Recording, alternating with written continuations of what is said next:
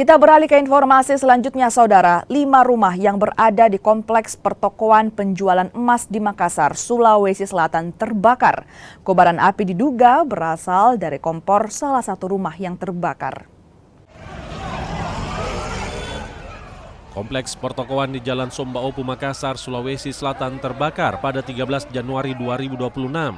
Kebakaran tak hanya menghanguskan rumah, tapi juga membuat warga panik.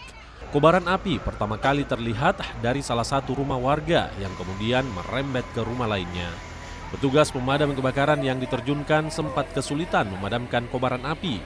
Akses jalan yang sempit dan banyaknya warga yang berkerumun menghambat proses pemadaman. Api baru bisa dipadamkan 1 jam kemudian. Kesulitannya tadi karena gang kecil, kemudian pemilik rumah juga masih sementara mudik juga masuk ke rumah masing-masing untuk ngecek. Tapi alhamdulillah sudah disterilkan dan dilaksanakan pemadaman. Dugaan sementara dari penyebab kebakaran ini? Sampai saat ini belum ada kesimpulan apa penyebabnya. Namun tadi mengarah mungkin ke kompor. Akibat kejadian ini, korban alami kerugian hingga ratusan juta rupiah. Rama Pratama, Kompas TV Makassar, Sulawesi Selatan.